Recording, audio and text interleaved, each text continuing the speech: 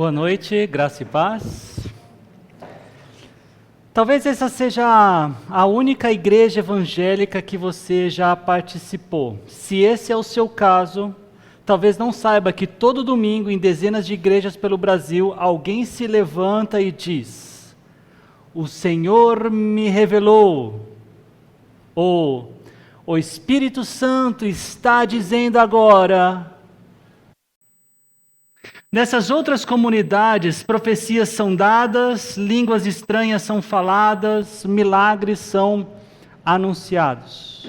E diante de tudo isso, as perguntas que muitos cristãos se fazem em silêncio, talvez por vergonha, sejam perguntas como estas: como eu sei que isso é de Deus? Por que isso não acontece comigo? Como é que eu fico sabendo se essas coisas são certas ou erradas? E essas perguntas, elas não são novas. Inclusive, elas são do tipo que chegaram para o apóstolo Paulo da própria igreja de Corinto, uma igreja cheia de dons, cheia de manifestações, mas também cheias de dúvidas e confusões. E é para responder essas perguntas que Paulo abre o capítulo 12, ainda dentro do que ele ensina sobre o culto cristão. Quem tem acompanhado a nossa série em 1 Coríntios sabe que Paulo vem lidando com problemas sérios nessa igreja, na igreja de Corinto. Muitos grupinhos, imoralidade, processos judiciais entre irmãos, confusão sobre casamento e liberdade cristã, desordem na ceia do Senhor. Em tudo isso, o remédio de Paulo, ele tem sido mesmo desde o começo, um remédio que também serve para os problemas que nós enfrentamos em nossos dias. A centralidade da cruz e a submissão à palavra de Deus, que vem do próprio Deus. O assunto que Paulo começa a lidar agora dá muito pano para manga. Ocupou vários capítulos dessa carta de Paulo e em nossos dias ocupa muitos diálogos e discussões entre cristãos, especialmente evangélicos. Para que os coríntios cultuassem a Deus da forma devida, para que eles alimentassem uma boa união na igreja, para que eles desfrutassem da sua posição de santo, Paulo precisava tratar sobre os dons espirituais, mostrando como eles funcionavam e o lugar deles na igreja, especialmente quando os cristãos estavam, como nós estamos hoje, reunidos. Mas o que é um dom espiritual? Um dom espiritual é uma capacidade dada pelo Espírito Santo a cada crente para que ele sirva no corpo de Cristo, na igreja. Não é um talento natural. É aquela habilidade que faz, não é nem uma questão natural e também não é nem aquela habilidade que você desenvolveu por causa do seu perfil. Também não é o resultado de esforço ou de dedicação. É algo que Deus coloca em você, de graça, gratuitamente, no momento em que você passa a crer nele, a pertencer à família dele. E repare na palavra dom. Dom, sabe o que significa? Presente. E presente não se ganha. Presente não se merece. Presente não se compra. Presente simplesmente se recebe. E Paulo ele vai deixar isso muito claro ao longo desse trecho. Os dons são distribuídos pelo Espírito Santo conforme Ele quer. Não é conforme você merece, não é conforme você deseja, não é conforme você acredita precisar. Outra coisa fundamental sobre o dom espiritual: ele não é para o seu próprio crescimento espiritual, não é para você se destacar dentro da igreja, é para servir aos outros. O dom é sempre uma ferramenta de serviço ao corpo, nunca um troféu pessoal. Dons espirituais são coisas como a capacidade de ensinar a Bíblia, de exercer uma fé extraordinária em momentos de crise, de profetizar, de curar, de discernir o que é o que não é de Deus, de falar em línguas, de liderar, de servir com generosidade, de acolher com misericórdia. Nós vamos ver cada um deles. Ainda que dessa lista que eu dei para vocês, ela extrapola a lista que nós temos em Coríntios, a gente vai ver com mais cuidado isso nos versículos 8 e 10. Por enquanto, o que importa saber é que todo crente tem pelo menos um dom, e que nenhum dom é mais espiritual do que outro. E esse assunto é muito importante para Paulo, porque ele é muito importante para Deus. E como os coríntios não estavam bem sobre a união que a igreja deveria ter, Paulo ele começa de forma muito firme esse trecho, com uma palavra de urgência e também de advertência. Vejam o versículo 1 do capítulo 12. Irmãos, quanto aos dons espirituais, não quero que vocês sejam ignorantes. Então vamos orar e pedir exatamente a Deus por isso, para que nós não sejamos ignorantes. Agora, se você está acostumado a ouvir essa palavra como ela se fosse um palavrão, esqueça isso, tá? Isso não é um palavrão. Ignorante significa desinformado. O ignorante é aquele que ignora a informação, que ignora o conhecimento, é aquele que não tem conhecimento. Então a minha sugestão é que nós leiamos todo esse trecho, e eu pretendo ver com vocês hoje do versículo 1 até o versículo 11, e aí nós oramos juntos, tá bom? Eu vou ler com vocês, vou repetir o versículo 1, eu estou aqui com a Nova Versão Internacional, a NVI. Irmãos, quanto aos dons espirituais, não quero que vocês sejam ignorantes. Vocês sabem que quando eram pagãos, de uma forma ou de outra, eram fortemente atraídos e levados para os ídolos mudos. Por isso eu lhes afirmo que ninguém que fala pelo Espírito de Deus diz: Jesus seja amaldiçoado. E ninguém pode dizer: Jesus é Senhor, a não ser pelo Espírito Santo. Há diferentes tipos de dons, mas o Espírito é o mesmo. Há diferentes tipos de ministérios, mas o Senhor é o mesmo. Há diferentes formas de atuação, mas é o mesmo Deus quem efetua tudo em todos.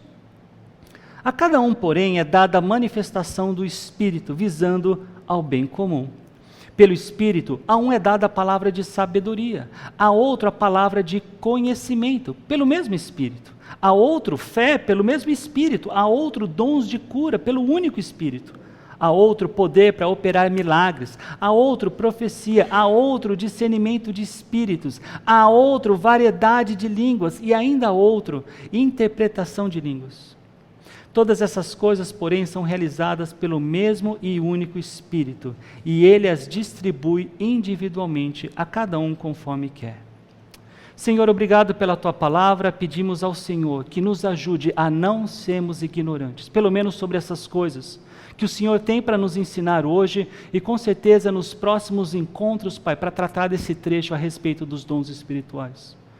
Pai, era uma questão naqueles dias de Paulo com a igreja de Corinto, também é uma questão nos nossos dias. E nós precisamos da Tua orientação, do Teu conhecimento, da Tua revelação, para não sermos ignorantes. É o que eu te peço, em nome de Jesus. Amém.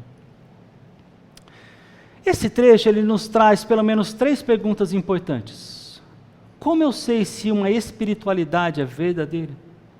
Como eu reconheço o Espírito Santo em ação? Para que servem os dons que ele distribui? E o que é que Paulo responde? Como nós lemos no versículo 1, Paulo diz: quanto aos dons espirituais. Esse quanto aos é uma expressão que Paulo usa algumas vezes na sua carta, mostrando que ele está respondendo perguntas que foram feitas pelos próprios coríntios. Quem tem em suas mãos a Nova Versão Transformadora, a NVT, aqui fica bastante explícito, porque a tradução é assim: agora, irmãos, quanto a perguntas sobre os dons espirituais. Então nós já vimos que esse quanto aos, algumas vezes, em alguns trechos na carta. Por exemplo, em 1 Coríntios 7:1, quanto aos assuntos sobre os quais vocês escreveram. 7:25, quanto às pessoas virgens. No versículo 1 do capítulo 8, com respeito aos alimentos sacrificados aos ídolos. E vai aparecer mais um pouquinho para frente nessa carta. Mas no capítulo 12, que não é o único capítulo nesse tema que a gente está tratando hoje, Paulo ele vai falar sobre os dons espirituais. Assunto que os coríntios tinham dúvidas, mas não porque lhes faltavam experiência. Pelo contrário, porque no capítulo 1, versículo 7, Paulo escreveu que não lhes faltava nenhum dom espiritual. Então, qual era o problema? Um claro problema dos coríntios era o orgulho. Corinto era uma cidade obcecada com status, com inteligência, com eloquência. Os grandes oradores da época eram tratados como celebridades. E esse valor cultural, ele foi importado pela porta da frente da igreja. Os coríntios, eles começaram a medir a espiritualidade com o mesmo critério com que media um filósofo famoso. Pelo quanto ele conseguia impressionar, pelo conhecimento que ele tinha. E nós já vimos que Paulo ele confrontou esse tipo de orgulho e até nos deixou escrito qual era a verdadeira condição espiritual daqueles cristãos de Corinto. No capítulo 3, versículo 1, nós lemos: não lhes pude falar como a espirituais, mas como a carnais, como a crianças em Cristo. Conseguem perceber a ironia que tem aqui? Os coríntios, eles se achavam os superiores, os maiorais em espiritualidade, mas Paulo diz que eles eram exatamente o oposto disso, apesar de já terem tempo de fé suficiente para um status, para uma posição mais madura. Além disso, na igreja de Corinto havia um tipo de hierarquia velada, que ninguém falava a respeito. Quem falava em línguas se achava mais espiritual do que quem não falava. Quem tinha mais conhecimento olhava com muita altivez os outros irmãos. Quem era rico humilhava o pobre na ceia do Senhor. Os grupinhos do capítulo 1, aquele eu sou de Paulo, eu sou de Apolo, eram expressões desse mesmo impulso de se posicionar acima dos outros. O meu grupinho é melhor que o seu. E o dom de línguas, ele havia se tornado o símbolo máximo desse orgulho. Era a prova pública de que você havia chegado num nível espiritual superior. Não é por menos que Paulo investe muita tinta nessa carta para tratar desse assunto. Afinal de contas, Deus se opõe aos orgulhosos. Então, quando Paulo diz, não quero que vocês sejam ignorantes, ele não está falando para uma igreja que nunca havia experimentado essas manifestações. Ele está falando para uma igreja que havia experimentado demais, mas com pouco entendimento. Tinha muita experiência, mas pouco discernimento. Talvez tivesse muito dom, porque no capítulo 13 ele vai falar do quê? Tinha pouco amor, muitas reuniões, pouca santidade. Então vejam o que ele diz no versículo 2. Vocês sabem que quando eram pagãos, de uma forma ou de outra, eram fortemente atraídos e levados para os ídolos mudos. Os coríntios, eles não começaram a ter experiências com espiritualidade só depois de convertido ao cristianismo. Quando eles eram ainda incrédulos, eles eram seduzidos pelo mundo que também apresentava experiências espirituais e muito intensas. As religiões greco-romanas, elas eram muito ricas em transe, em êxtase, em possessão divina, em profecia em nomes dos deuses. E essas coisas aconteciam no templo de Apolo, no culto a Dionísio. Tudo isso era muito familiar no mundo que existia ali em Corinto. Paulo, então, ele escreve de tal forma que as suas palavras, olhando no texto grego original, remetem à imagem de animais sendo levados ao abate. É como se Paulo estivesse dizendo: quando vocês eram pagãos, eram levados como bichos, sem saber para onde iam e nem o porquê vocês iam. Um outro ponto importante nessa argumentação de Paulo é que ele lembra os coríntios que antes de se converterem, eles eram atraídos para ídolos mudos. Paulo está dizendo, vocês cresceram no mundo cheio de manifestações espirituais, cheia de êxtase, cheia de oráculos, de experiências intensas, em nome desses deuses, e aprenderam desde cedo a confundir intensidade com presença divina. Não é porque essas coisas aconteciam que esses ídolos realmente falavam. Quanto mais forte a experiência, mais certos estavam de que um Deus estava agindo. Mas Paulo, a gente já passou pelo capítulo 10, fala que por detrás de tudo isso, de ídolos, tem o quê? Demônios. A experiência deles era real, a fonte é que era errada. O problema é que esse hábito de avaliar a espiritualidade pela intensidade da experiência não desapareceu com a conversão deles. Ela entrou na igreja junto com eles. Se fazemos parte de uma igreja madura, nós não podemos cometer o erro de avaliar a espiritualidade pela intensidade da manifestação de algum dom, sem saber de onde vem e nem para onde aponta. O Deus verdadeiro, ele não é mudo, ele realmente fala. Ele falou pelos profetas, ele falou pelo Filho, ele fala pela Escritura, ele fala pelo Espírito Santo. E quando o Espírito fala, o conteúdo sempre aponta para Cristo. Essa é a diferença entre o Deus vivo e os ídolos mudos.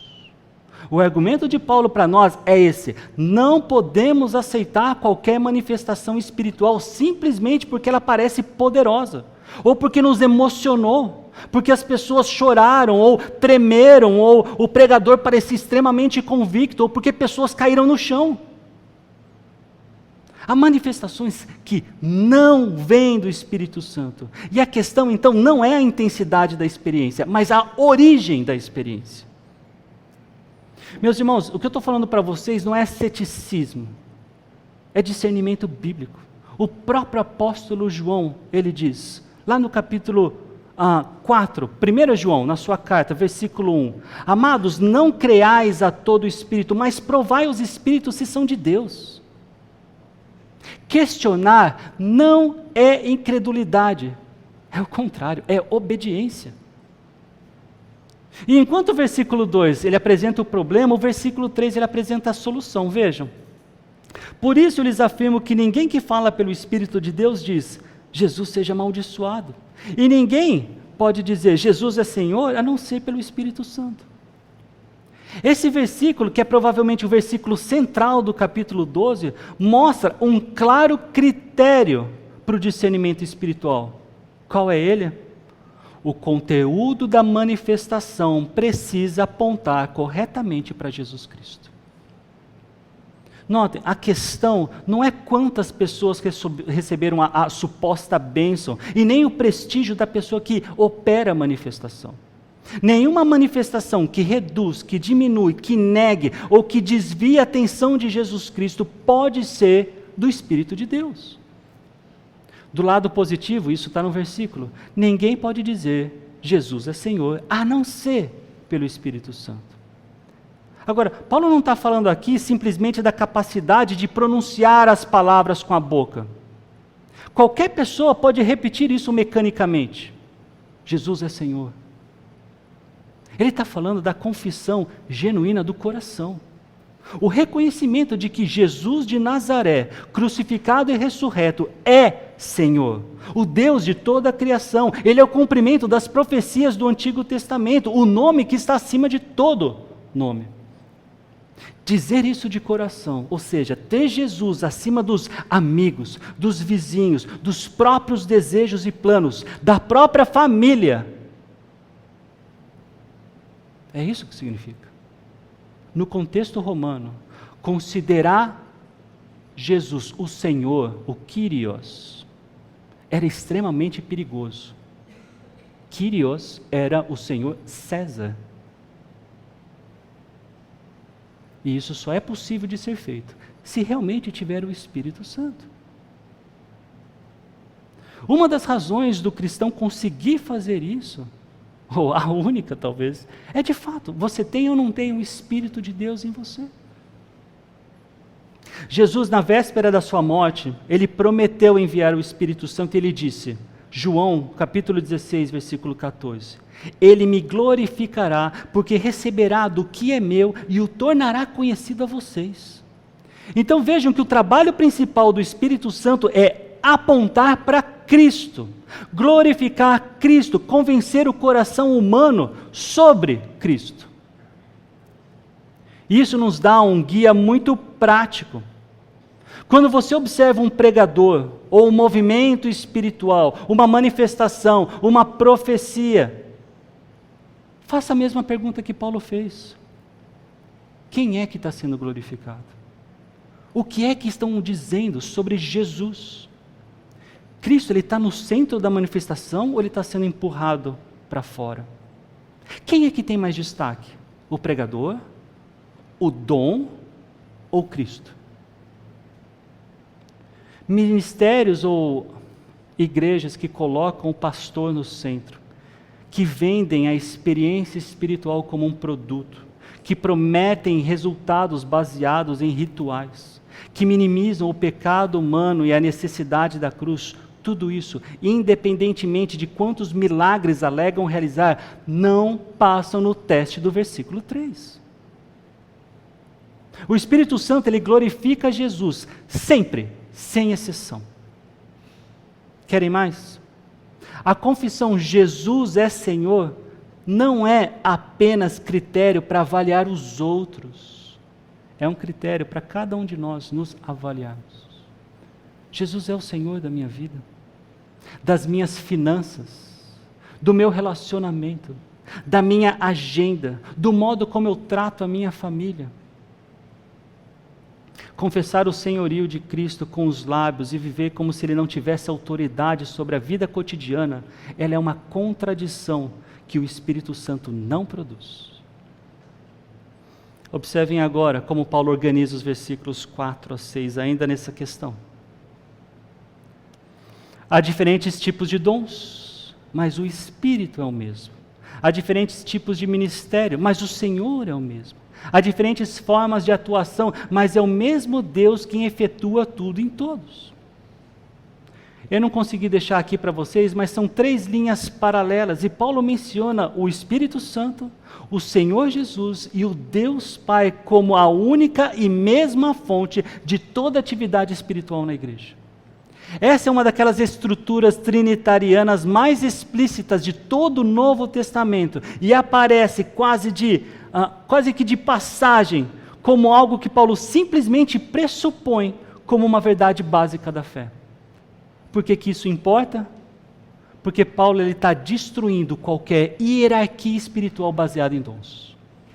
Se todos os dons, ministérios e operações vêm da mesma fonte desse Deus trino, então ninguém pode dizer, meu dom é mais espiritual do que o seu.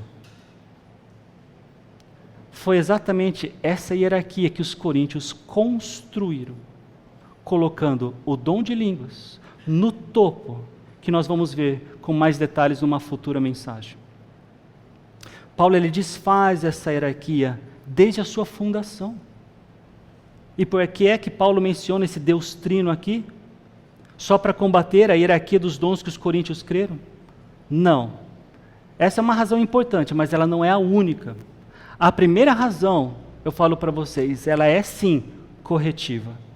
Se todos os dons, ministérios e operações vêm da mesma fonte, do mesmo Deus, então ninguém pode chegar na frente da congregação e dizer, meu dom é mais espiritual do que o seu. De novo, foi exatamente essa hierarquia que os coríntios construíram, colocando o dom de línguas lá no topo. E Paulo, ele desfaz essa hierarquia. A segunda razão é para fundamentar a unidade na diversidade. Paulo ele não está dizendo que os dons são todos iguais, ele está dizendo que apesar de serem diferentes, todos vêm do mesmo Deus. A variedade não é um problema a se resolver, ela é uma riqueza a se celebrar. E o que garante que essa variedade não vire confusão, não vire disputa, como estava acontecendo em Corinto, é exatamente a unidade do Deus que está por detrás de tudo isso.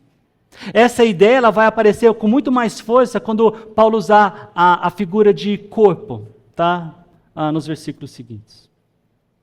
A terceira razão é para nos dizer algo sobre a natureza dos dons. Quando ele associa cada palavra a uma pessoa da Trindade, Paulo ele não está apenas organizando uma lista. Ele está fazendo aqui uma declaração teológica. Os dons são graça porque vêm do Espírito e graça não se merece. São serviço porque estão sob o senhorio de Cristo. E quem serve a Cristo serve aos outros. E são operação de Deus porque é o Pai quem efetua. E a eficácia do dom não depende da habilidade de quem o exerce. Para ficar um pouquinho mais claro tudo isso que eu estou falando para vocês, ainda que a gente precise um pouquinho além do texto em português para entender esse paralelismo que ele está usando aqui, eu espero que essa imagem ajude um pouquinho, tá bom? Mas eu vou deixar vocês olhando para elas. Paulo ele nos deu um critério para discernir o que é genuinamente do Espírito. O que é? Tudo que glorifica a Cristo. Ele nos mostrou que a espiritualidade não se mede pela intensidade da experiência. E ele fundamentou os dons no próprio Deus Trino, destruindo qualquer base para orgulho ou para hierarquia dentro da igreja. Ninguém pode chegar e falar, o meu dom é melhor do que o seu. Mas ainda falta mais uma pergunta bastante importante. Para que servem os dons? E Paulo ele responde isso no versículo 7. A cada um, porém, é dada a manifestação do Espírito visando ao bem comum. Esse versículo é a chave para entender tudo o que Paulo vai dizer sobre os dons. O propósito de todo dom, ou de cada dom, é o bem comum. Em grego, Paulo usa uma palavra aqui que significa aquilo que é proveitoso, que traz benefícios para todos. Não é só para você, é de novo, para todos. Os dons não são para sua edificação pessoal. Não são um sinal de que você chegou num nível espiritual superior. Não são um troféu de novo para ficar exibindo. O dom que Deus colocou em você existe para servir as pessoas que estão ao seu redor. E eu penso no nosso meio. Naquela pessoa que quando um visitante entra aqui pela primeira vez, já está ali para recebê-lo. Para fazer essa pessoa se sentir em casa. Para garantir que ele não vai embora sem se sentir acolhido. Isso, gente, é um dom. Não é qualquer um de nós que é capaz de fazer isso. E não é, às vezes, nem com muito treinamento que você faz isso. Aquele jovem que estuda as Escrituras como uma seriedade que vai além da idade, que mergulha no texto, que faz perguntas, que quer entender, e que com isso constrói a base que vai servir a nossa igreja por décadas. Isso é um dom. Aquele irmão que ensina, que pega uma verdade difícil e consegue explicar de um jeito que todo mundo entende, que faz a Bíblia fazer sentido para quem estava confuso, isso é um dom. Eu queria ter esse dom. Tem aqueles irmãos que percebem quando alguém está mal, e mesmo antes da pessoa chegar e falar qualquer coisa, ela chega perto, ela pergunta, ela ouve, ela se importa. Isso é um dom. Tem aqueles que ofertam com alegria, que entende que o que ele tem não é exatamente dele. Dá com alegria, dá com generosidade, que sustenta a obra de Deus nesse lugar. Isso também é um dom. E nenhum desses dons, nenhum deles, está no centro do palco. Mas sem nenhum deles, essa igreja não funciona do jeito que Deus planejou. Os dons são dados para que você sirva o corpo. Você é beneficiado pelos dons dos outros, e os outros são beneficiados pelo seu dom. Percebam que é um sistema de interdependência, de mutualidade, que Paulo vai desenvolver com muito mais profundidade com relação ao corpo de Cristo, ainda no capítulo 12, mas numa futura mensagem. Esse princípio, ele já desfaz muita coisa. Aquele pregador que se coloca no centro, o profeta que usa de uma profecia para intimidar, para controlar as pessoas, o líder que concentra os dons em si mesmo, sem jamais desenvolver os outros. Tudo isso viola o versículo 7. Se o meu dom não está servindo ao corpo, algo está errado na minha motivação ou na minha compreensão do que é o dom. Olha a lista de dons que Paulo apresenta aqui, dos versículos 8 a 10. Então aqui o apóstolo Paulo ele vai dar uma lista para a gente de dons, tá bom? Saibam que Paulo ele dá essa lista em outros lugares, e em outros lugares não são às vezes os mesmos dons, alguns têm mais, alguns se repetem, mas aqui na carta ao Corinto, no versículo 8, ele diz: pelo Espírito a um é dada a palavra de sabedoria, a outro a palavra de conhecimento pelo mesmo Espírito. Versículo 9. A outro, fé pelo mesmo Espírito. A outro, dons de cura pelo único Espírito. A outro, poder para operar milagres. A outro, profecia. A outro, discernimento de espíritos. A outro, variedade de línguas. E ainda outro, interpretação de línguas. Então são 9 que ele apresenta aqui. E eu quero falar, ainda que brevemente, sobre cada um deles com vocês, não só para que a gente entenda o que são, mas para que ao final você possa se perguntar: será que Deus me deu algum desses dons? Será que eu já estou usando esse dom sem nem saber o que é isso? Sobre palavra de sabedoria e palavra de conhecimento do versículo 8, a maioria dos comentaristas bíblicos que eu consultei, eles entendem que, ou a maioria entende que essas duas expressões se referem ao dom de ensino. A capacidade de comunicar com profundidade, com clareza e sabedoria a respeito do Evangelho, a respeito da verdade bíblica, o conhecimento de Deus revelado nas Escrituras. E é até significativo que Paulo começa a lista com dons, com essa lista de dons, exatamente com esses. E uma igreja que supervalorizava o que era espetacular, Paulo começa com o que edifica pela razão e pela verdade. Fé, agora no versículo 9, não é a fé salvadora comum a todos os crentes, mas uma fé extraordinária para circunstâncias específicas. O tipo de fé que Paulo ele descreve em 1 Coríntios 13:2, que ele diz, capaz de mover montanhas. É a fé que sustenta o impossível quando Deus assim dá esse dom para alguém. Eu quero dar um exemplo concreto para vocês a respeito disso. George Miller, ele foi um cristão do século XIX que viveu em Bristol, na Inglaterra. E ele sentiu o chamado de Deus para cuidar de crianças órfãs. Ele abriu um orfanato e colocou no coração uma coisa: nunca pediria dinheiro a ninguém. Nem campanhas, nem pedidos, nem cartas de apoio. Só oração. E Deus mandaria os recursos. E Deus mandava.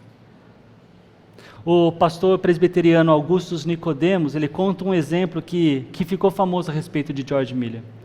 Numa manhã, as crianças elas estavam sentadas ali na mesa, mas não tinha comida. O que Miller fez? Orou.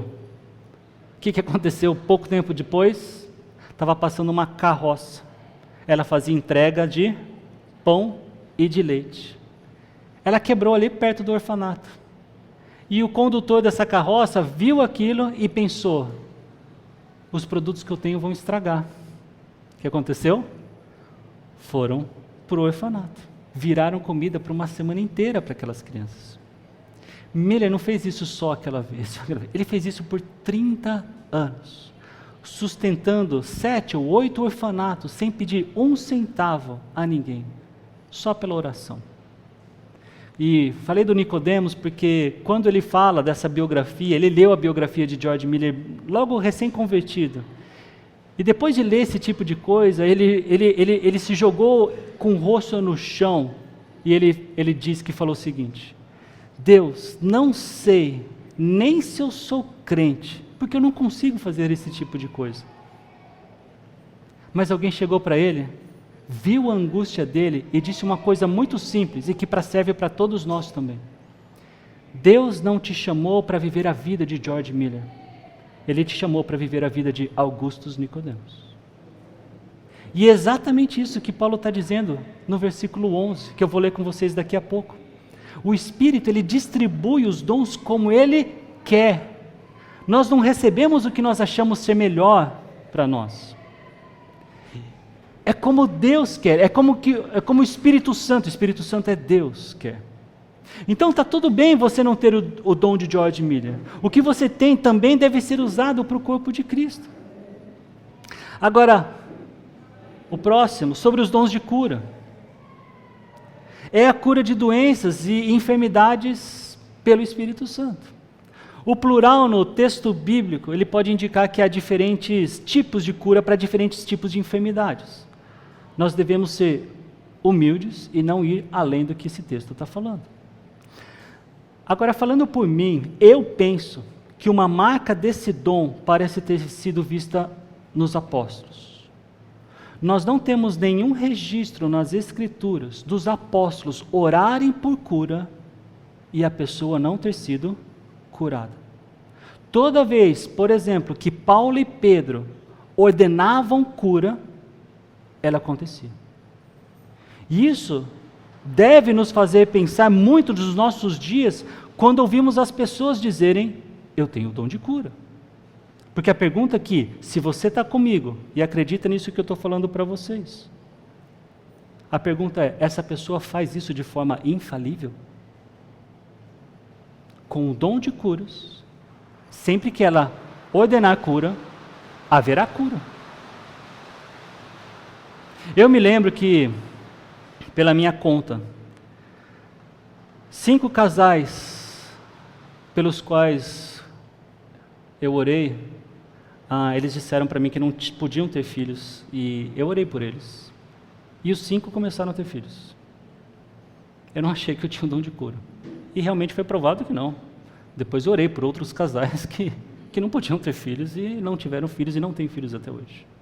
Eu também já orei por pessoas para serem curadas. Algumas delas foram. Não como a gente vê nas Escrituras de uma forma milagrosa, do tipo, o cego acabou de enxergar, o coxo agora está andando. Mas a maioria das pessoas por quem eu orei, por cura, não foram curadas.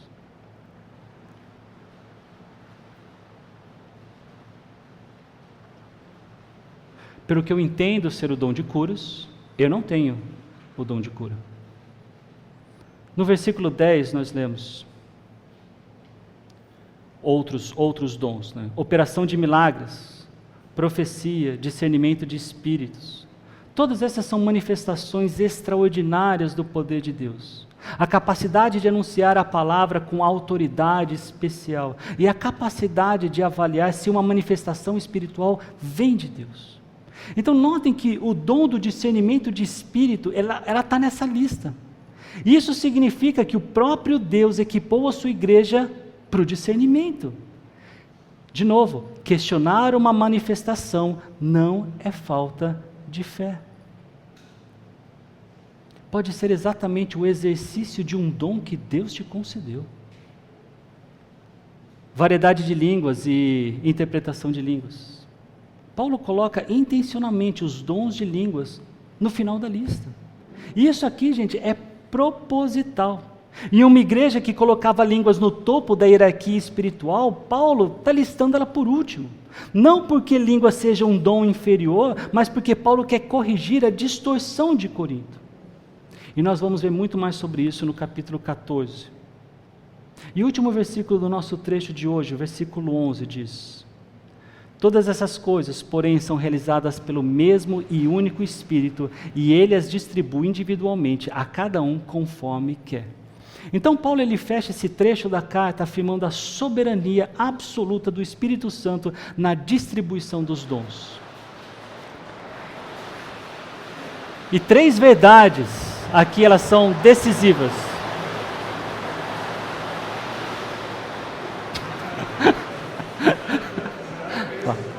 Pronto. Pronto. Viu? Depois eu falo para vocês como é que é. Essas 3 verdades aqui são decisivas. A primeira, um só e o mesmo Espírito. Porque apesar de toda a diversidade, há unidade. Não há guerra de dons, não há competição entre as manifestações, há um único Espírito que opera em toda a variedade de dons que acontece. Todo crente tem pelo menos um dom espiritual. Não existe cristão sem dom espiritual. Se você é filho de Deus pelo novo nascimento, o Espírito Santo ele habita em você e o equipou para trabalhar, para servir no corpo de Cristo. Talvez você ainda não saiba qual é o seu dom, mas ele existe. E terceiro, o texto diz, conforme quer. A distribuição dos dons, como eu disse, ela é soberana. Você não escolhe o seu dom, ainda que você possa orar a Deus para ter um determinado dom. Você não ganha um dom por jejuar persistentemente ou por estar em certos cultos ou repetir certas palavras. O texto diz claramente, o Espírito distribui conforme sua vontade, conforme Ele quer. E isso elimina tanto o orgulho de quem tem um dom, quanto a inveja de quem deseja o outro dom. Meus irmãos, percebam que esse trecho, esse texto, ele revela um Deus que não é impessoal e nem distante. Ele é um Deus cuja essência é única, mas tem 3 pessoas agindo em prol da igreja. O Pai opera, o Filho governa, o Espírito distribui. E toda essa atividade tem um único alvo: construir um povo que glorifica Cristo e edifica uns aos outros em amor. O nosso trecho de hoje, ele também mostra um Deus soberano que não delega a distribuição de dons ao capricho humano.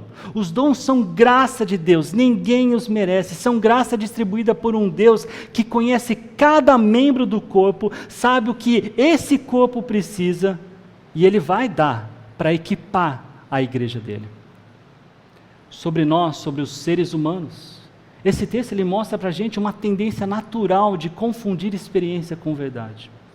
Os irmãos de Corinto foram pagãos que tinham experiências espirituais reais com os demônios. E depois de se converterem, eles continuavam avaliando a espiritualidade pelo critério da experiência que eles tinham, que eles tiveram. Essa é uma tendência que continua viva nos nossos dias. É como o camarada que talvez tenha passado 30 anos participando de um centro espírita e mesmo depois de ter entendido o Evangelho e crido no Evangelho, ele continuou olhando para as atividades da igreja com aquela antiga visão do mundo. Outra tendência natural do ser humano é a questão do orgulho.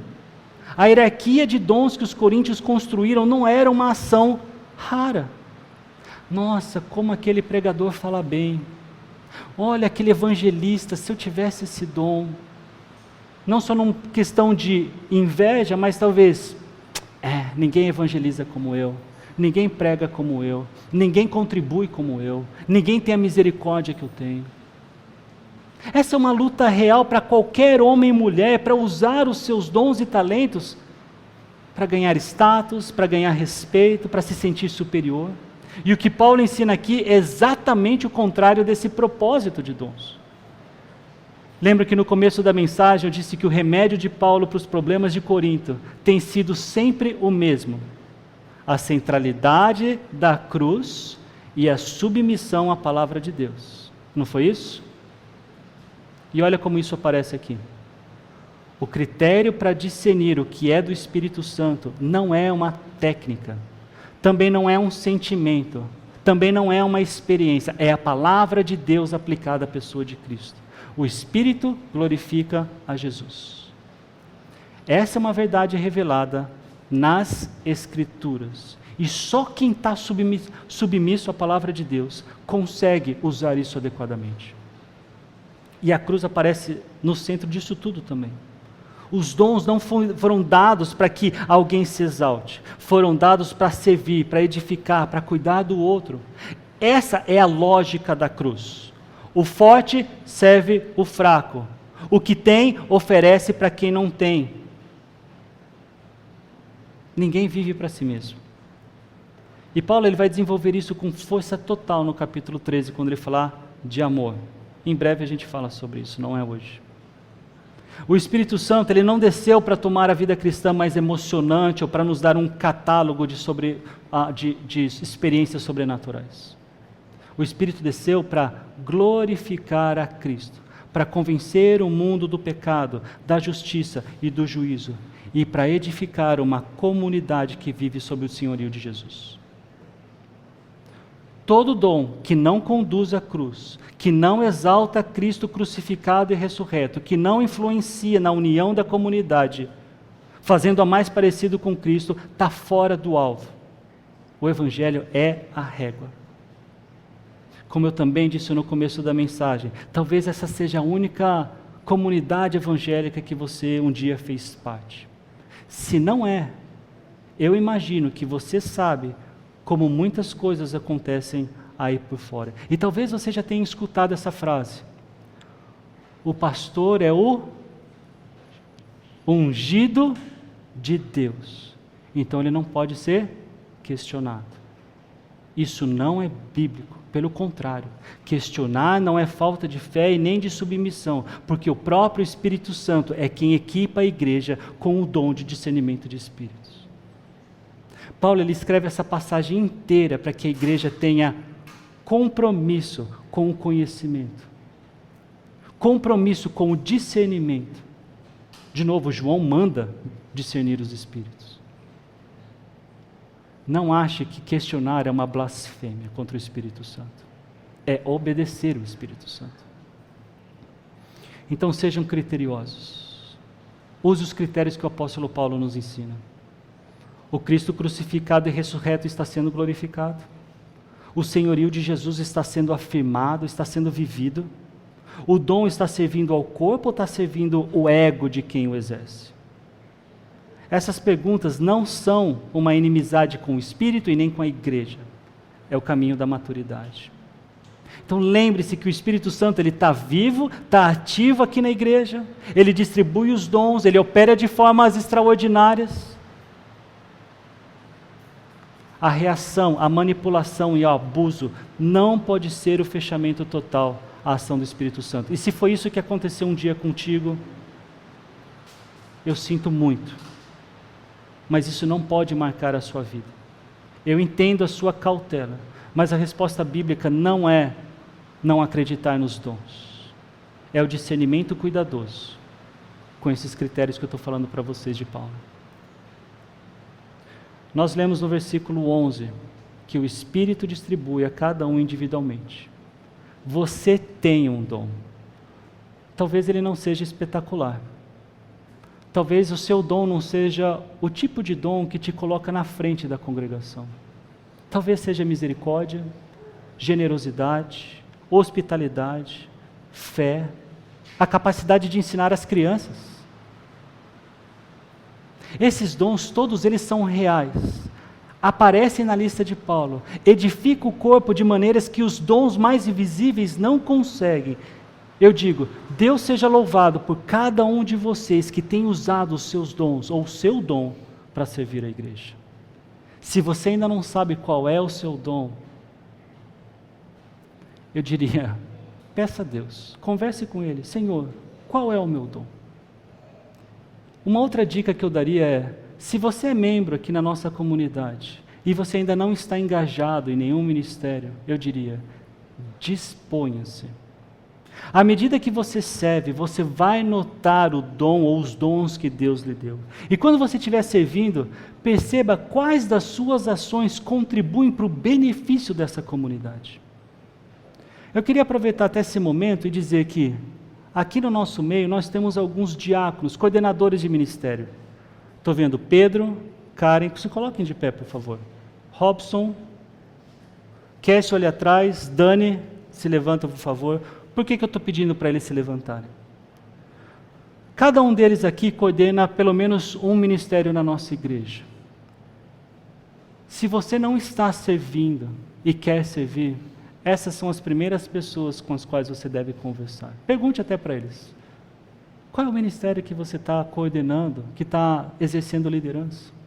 Fale um pouquinho mais para mim. Tem espaço para que eu sirva? Eu tenho certeza que todos eles vão desejar muito que vocês ajudem na coordenação de ministério que eles estão exercendo. Obrigado, podem se sentar. Fiquem à vontade de fazer isso depois do culto. Agora, se você já sabe qual é o seu dom, eu diria, tome cuidado para não fazer do seu dom a menina dos olhos da igreja. Sabe por quê? Você não é insubstituível. Ninguém aqui é. Seu dom é tão importante quanto os outros dons, e o Espírito Santo distribui isso de tal forma que não poderia ser melhor. Que bom que é Ele quem faz essa distribuição. Realmente finalizando aqui. Como eu sei que uma manifestação espiritual é de Deus? A resposta de Paulo. Não avalie pela intensidade da experiência e nem pelo prestígio de quem fala. Isso é o jeito que fazem no mundo. Profetas falsos sempre falam com eloquência e eles são bastante convincentes. Avalie pelo aspecto, eu diria, cristológico. Jesus ele está sendo glorificado. O senhorio de Cristo está sendo afirmado. O dom está servindo ao corpo. A questão, gente, não é só ser pragmático, fazer. Paulo aqui nesse texto, ele nos convida a pensar, a conhecer a realidade do nosso Deus. Por isso que ele fala do Deus Trino. E falar Jesus é Senhor não é somente um slogan religioso, é a declaração que reorienta uma vida inteira. Quem aqui estava mais cedo hoje na escola bíblica, viu um pouquinho disso. a cosmovisão cristã, verdadeiramente cristã, e uma cosmovisão agnóstica. A questão não é somente viver para os valores do cristianismo, dos valores do nosso Cristo, mas é viver para Cristo, debaixo da vontade dEle, do Criador desses valores. Vai ter um dia, meu povo, que o pecado, a morte e o inimigo não vão mais interferir na ordem desse mundo. Deus, Ele criou esse mundo de uma forma perfeita. Os dons servem para que nós desenvolvamos a igreja juntos, para que Ele seja glorificado. Se você está aqui e ainda não entende isso, você tem a minha atenção para te explicar. Em específico, para explicar o que é o Evangelho, o fundamento da fé e que te traz para junto do próprio Deus, que te faz ser parte da família de Deus. Se você já confessa Jesus como Senhor, eu diria que para que esse texto renove em você a sua gratidão. O Espírito que habita em você é o mesmo que habita na igreja, em cada um de nós, aquele que glorifica a Cristo e que garante que a operação do Pai vai acontecer na sua vida. Você não está sozinho, você está muito bem equipado. E é por isso que você está convocado, não por mim, mas pelo Senhor, a servir na igreja com o dom que Deus lhe deu. Vamos orar? Senhor, eu quero te agradecer mais uma vez a oportunidade que o Senhor nos deu de estarmos juntos e pensarmos nessas questões, e que envolve os dons que o Senhor nos deu, enquanto Igreja Batista Fonte. Pai, obviamente que o seu plano é muito maior do que simplesmente um prédio e uma denominação.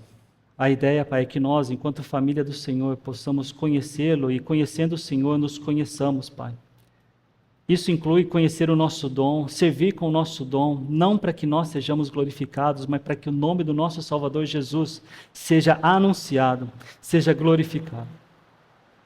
Obrigado, Pai, por tudo que o Senhor tem nos dado. Obrigado pelos dons que essa igreja tem. Que nós possamos, Pai, caminhar conforme a Tua vontade, contentes do que o Senhor tem nos dado. É isso que eu te peço, em nome de Jesus. Amém.